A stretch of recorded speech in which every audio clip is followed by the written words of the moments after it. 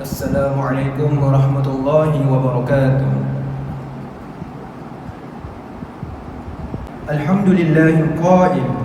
A'udzu billahi minasyaitonir rajim. Walnabluwannakum bisyai'in minal khawfi wal ju'i wa naqsin minal amwali wal anfusi wath thamarat wa basyyiris sabirin alladhina idza asabatuhum musibatun qalu inna lillahi wa inna ilaihi raji'un. أولئك عليهم صلوات من ربهم ورحمة وأولئك هم المهتدون. أشهد أن لا إله إلا الله وحده لا شريك له وأشهد أن محمدا عبده ورسوله. اللهم صل على سيدنا محمد وعلى آله وأصحابه ومن دعا بدعوته إلى يوم الدين. أما بعد فيا عباد الله اتقوا الله Usikum wa iyaya bittaqwallahi faqad fazal muttaqun. Sidang jemaah yang dirahmati Allah, bertakwalah kepada Allah Subhanahu wa taala dengan melaksanakan segala perintahnya dan meninggalkan segala larangannya. Perbanyakkan berselawat ke atas Nabi Muhammad sallallahu alaihi wasallam. Mudah-mudahan kehidupan kita sentiasa dalam rahmat Allah.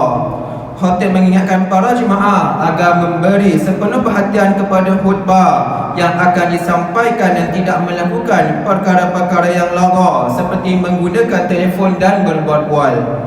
Tumpukan perhatian pada khutbah yang akan disampaikan.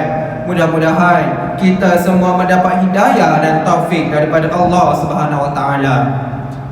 Pada hari ini khatib ingin membicarakan khutbah bertajuk Ancaman Wabak dan Panduan.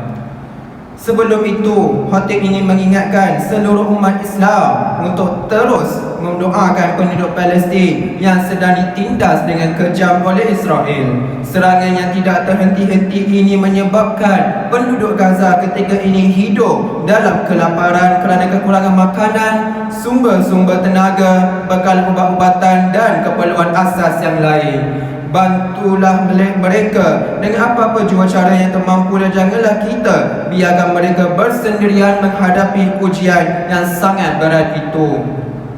Teruslah berdoa dan memunajat kepada Allah Subhanahu wa taala agar Allah Subhanahu wa taala memberi kekuatan, kesabaran dan kemenangan buat mereka insya-Allah. Sidang jemaah yang dirahmati Allah Subhanahu wa taala sekalian, sejak kebelakangan ini saintis kes jangkitan statistik kes jangkitan wabak COVID-19 mencatatkan peningkatan yang sangat mendadak. Situasi ini pastinya menimbulkan kegusaran dan kebimbangan kepada kita lantaran kesan besar yang telah dibawa oleh wabak ini sejak melanda negara kita khususnya dan seluruh dunia amnya kira-kira 4 tahun yang lepas. Sebagai umat Islam, kita diajarkan supaya menghadapi apa-apa jua bentuk ujian dengan sikap sabar. Allah SWT telah berfirman dalam surah Al-Baqarah ayat 155 hingga 157 yang dibacakan pada awal khutbah tadi yang bermaksud, demi sesungguhnya kami akan menguji kamu dengan sedikit perasaan takut yakni kepada musuh dan dengan merasai kelaparan dan dengan berlakunya kekurangan dari harta benda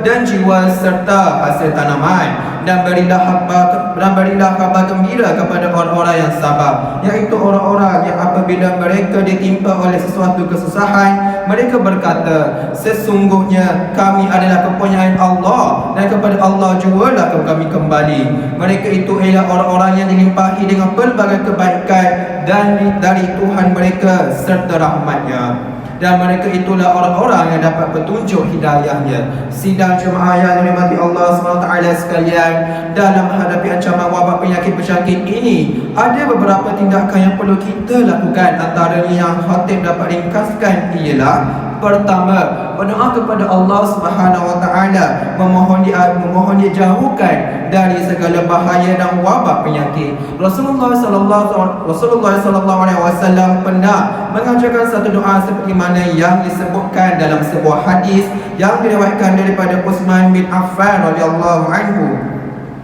Beliau berkata, aku pernah mendengar Rasulullah SAW bersabda, barang siapa yang membaca doa Bismillahirrahmanirrahim la yadurru ma'asmi syai'un fil ardi wala fis sama' wa huwas samiul alim, dengan menyebut nama Allah, dengan namanya segala sesuatu di langit dan di bumi tidak akan membahayakan, dan Dia Maha mendengar lagi Maha mengetahui. Dibaca sehingga 3 kali, maka tidak akan ditimpa bala yang datang secara tiba-tiba hingga tiba waktu paginya. Dan barang siapa yang mengucapkannya pada waktu pagi sebanyak 3 kali, maka dia akan ditimpa bala yang datang secara tiba-tiba hingga tiba waktu petang. Hadis riwayat Abu Dawud. Selain itu, amalkan juga zikir dan doa-doa yang lain yang boleh didapati dari ayat Al-Quran dan hadis Rasulullah SAW. Kedua, memakan pelitup muka sekiranya kita bergejala atau ketika berada di kawasan orang ramai.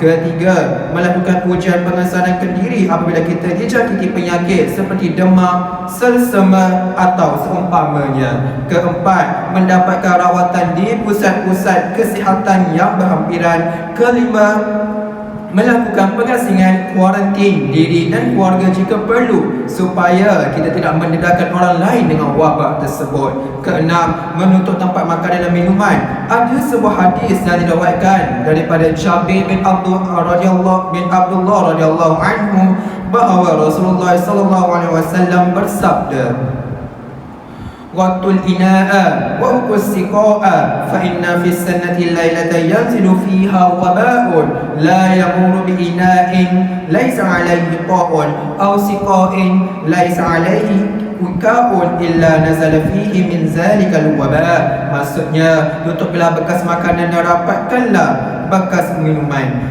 kerana sesungguhnya dalam setahun ada satu malam wabak akan turun padanya. Tidaklah wabak itu melalui wadah makanan yang tidak ditutup dan bekas minuman yang tidak didapatkan, malaikat ini akan masuk ke dalamnya. Hadis riwayat Imam Muslim.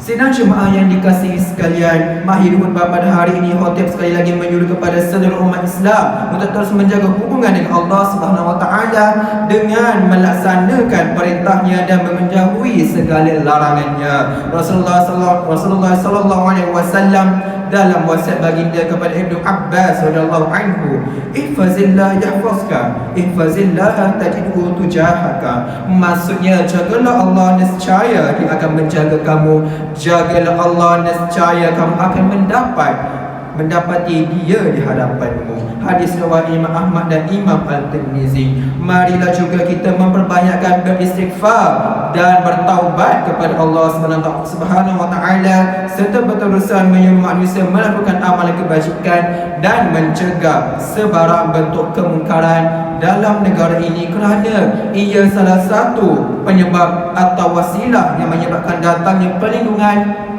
dan keselamatan serta penjagaan Allah SWT di dunia dan di akhirat. Firman Allah SWT dalam surah Taubah ayat 51, Qul lan yusibana illa ma kataballahu lana huwa maulana wa 'ala Allahi falyatawakkalul mu'minun. Maksudnya, katakanlah wahai Muhammad, tidak sekali-kali akan menimpa kami sesuatu pun melainkan apa yang telah ditetapkan Allah bagi kami. Dialah yang pelindung yang menyelamatkan kami, dan dengan kepercayaan itu maka kepada Allah jugalah hendaknya orang-orang yang beriman dan bertawakal. Barakallahu li wa lakum bil Qur'anil azim wa nafa'ani wa iyyakum bima fihi min al-ayati wa dhikri wal hakim. Taqabbal minni wa minkum tilawatahu innahu huwas samiul alim. Aqulu qawli hadza wa astaghfirullahal azim li wa lakum wa li sa'iril muslimin wal muslimat wal mu'minina wal mu'minat al ahya'i minhum wal amwat wa fastaghfiru innahu huwal ghafurur rahim.